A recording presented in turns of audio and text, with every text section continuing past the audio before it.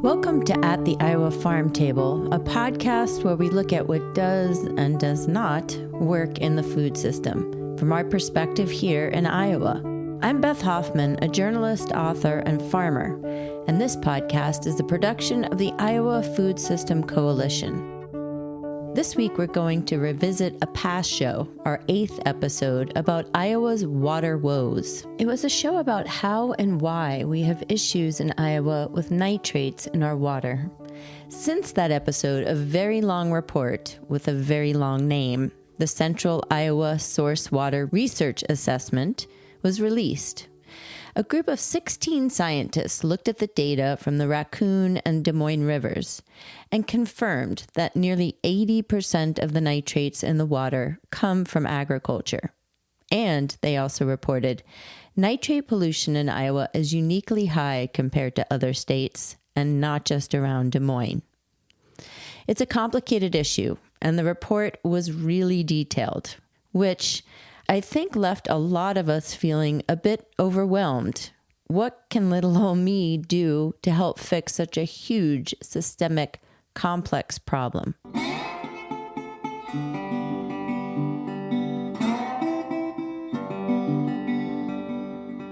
So that's what we're going to do in this episode. We've come up with a list of 4 things Iowans can do right now, today, to start helping turn this ship around. The acronym for this is IDEA: Inform, Discover, Eat, and Ask. Corny but true. These aren't short-term fixes. There's little anyone can do in a day to fix an issue that's been around for decades. But if we want to swim in our ponds and drink from our wells again, if we want to trust what's coming out of our taps and that our landscape is not giving us cancer, well, we've got to start somewhere. Today. My name is Adam Schreiber. I am the Director of Wellness and Nutrition at the Harkin Institute for Public Policy. I asked Adam Schreiber for help in coming up with the list. Schreiber not only works at the Harkin Institute, he's also a leader for one of the Iowa Food System Coalition's 9 priority teams. And he coordinated a meeting in Des Moines attended by 600 people, and another 2,500 have now watched on YouTube, where the information in the report was presented to the public. It just kind of blew up sort of well beyond what we were expecting. He was excited to talk because he sees momentum building around this issue. People are concerned, he said, and ready to act. Water quality issues in Iowa have been a problem for quite a long time, but we're always sort of being told, oh, don't worry, there's a lot of money being spent on it, things are getting better. And then this summer in Des Moines, there was a lawn watering ban because the world's most expensive nitrate removal system could not keep up with the amount of nitrates that were in the water. You know, every week there's advisories not to swim in certain lakes or certain streams. There was a settlement for the 5th largest fish kill in Iowa history. So there's kind of this constant bad news about Iowa's waterways, and I also think that there's just not much sign of progress or elected officials taking it as seriously as people want. The report included a long list of recommendations that individuals, institutions, and farmers need to start doing over a long period of time. But wouldn't it be great to start doing something right now, today? So here's the list Schreiber and I came up with. And if I go too fast or you miss writing down an important resource, don't worry. It's all listed in the show notes and on our Substack page. Number 1, inform. One of the recommendations in the report was to inform the public and policymakers, which, of course, is easier said than done. That's why groups already working on this issue need you to join, to add your strength to their numbers. The Harkin Institute, for example, is putting together a video summarizing the report and will be training people to go out into their community to show it. You know, people showing it in their local libraries. They're like just kind of whatever groups that people are a part of, taking it to them and helping to spread the information. They plan to hold a town hall style meeting where people can share their own views on what should be done about the situation. We're putting together a policy working group of people who will get together and start thinking about policies that can help address these issues. So many of the Iowa Food System Coalition partners are doing great work in this area. The Practical Farmers of Iowa, for example, Iowa Citizens for Community Improvement, the Iowa Farmers Union, the Iowa Environmental Council. The list of groups active on water quality issues in Iowa is long and deep. But why get involved with these groups? It is important to understand the facts, not only so we can hold community meetings, but to hold our lawmakers accountable.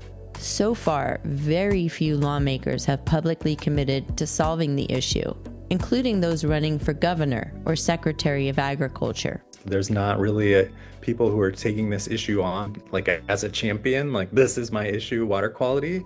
And I think that's really unfortunate. The same is true, Shriver says, about cancer.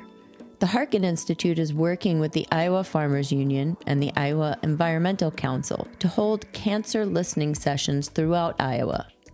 The takeaway? People are riled up all over the state about that issue as well. People are really passionate about this.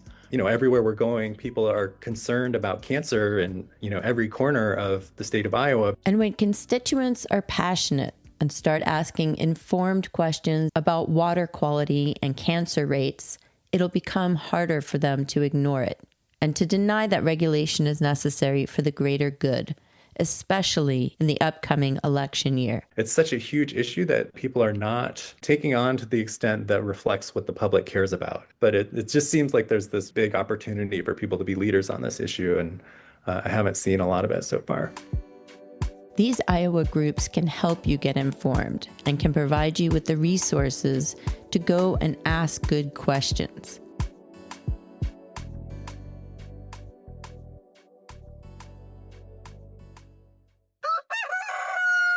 Number 2, discover. Speaking of groups doing great work, the Isaac Walton League is offering nitrate testing kits free of charge, which means that you, everyday Iowan, don't have to wait to learn if the water near you is contaminated. You can get out there and test the water sources yourself, then upload the results on the group's Nitrate Watch map. People getting out there and getting a sense of where the high levels of nitrates might be coming from is really huge, because one of the things that emerged from the report is that we know sort of broad-based patterns, but it's not really like we can locate this amount of nitrates came from this farm or this amount of nitrates came from this creek. This is especially important because the state of Iowa recently cut funding for water testing, which will limit our ability to know the exact points of contamination and to better understand how the nitrates build up in our waterways. If lawmakers don't have the numbers, well, then they can continue to deny the problem is happening.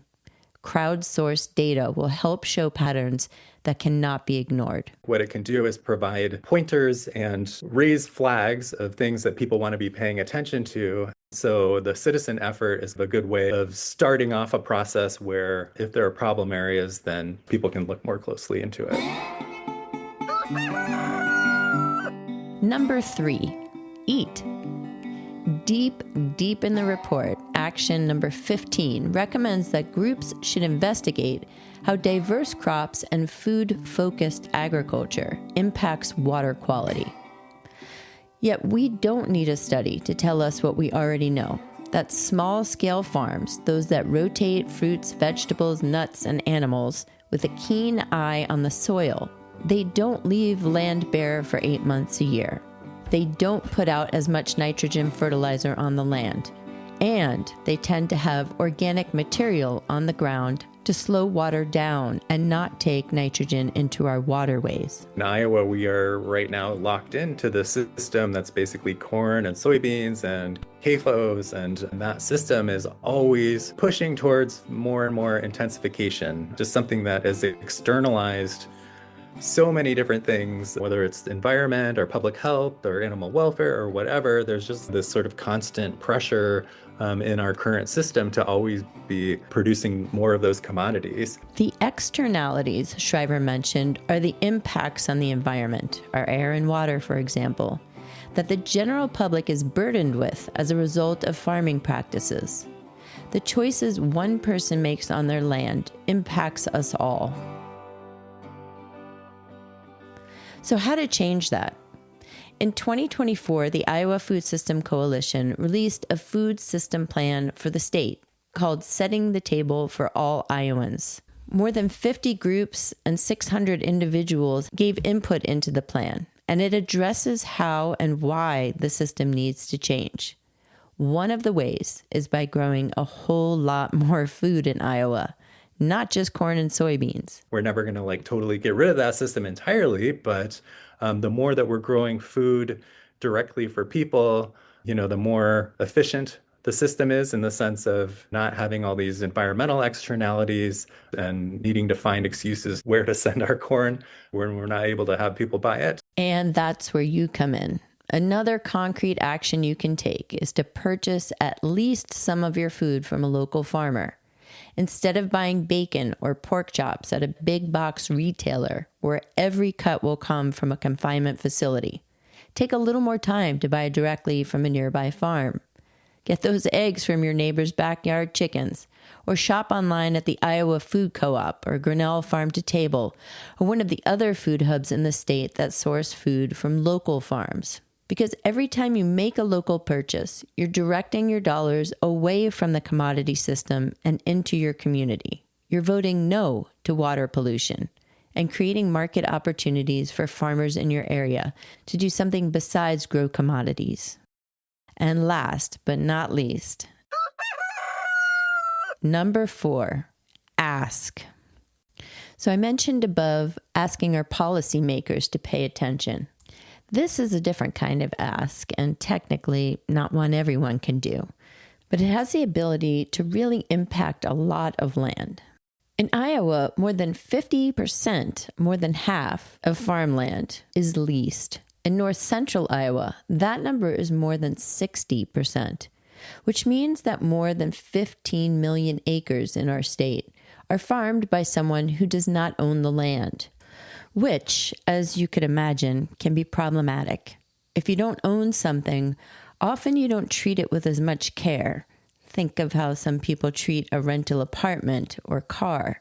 It also can create a strange dynamic where the people who own the land have little attachment to it. And so I think that can create some distance in terms of no longer feeling as I'm the steward of this land, and it's really important for me to make sure that it continues to thrive because I'm going to be living here and my future generations are going to be farming here. But interestingly, the reverse is also true.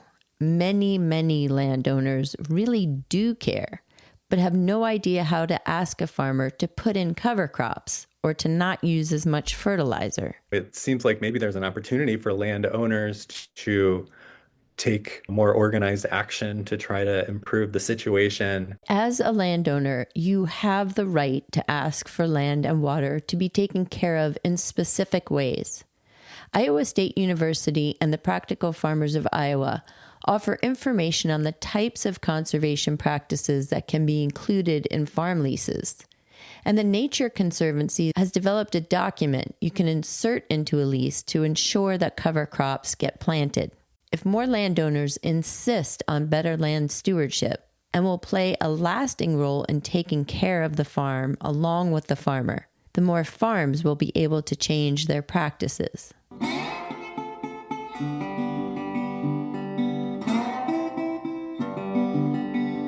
IDEA. It's a corny acronym to remember that we have options, ideas, as to how we can each start making an impact. We have to create the world we want to live in by acting, not just waiting for policy to craft a better Iowa. Never in our state has the interest in water quality been so high, which gives us the opportunity to make meaningful change. We can turn the tides, starting today, to address our water quality crisis with concrete, measured actions like the ones we presented to you here today. But what are you doing to impact the water quality in the state? Please tell us from your unique corner of the world, from your job or town or laptop, what is happening where you are that can help inspire us all to keep going, even in the face of such governmental indifference. Thanks to Adam Shriver for all his leadership at the Harkin Institute and with the Iowa Food System Coalition. And of course, for brainstorming with me these actions. Thanks to Mallory DeVries, who edited this piece, and Megan Holleran, who's helping with video and social media. My name's Beth Hoffman, and for the Iowa Food System Coalition, thanks so much for listening.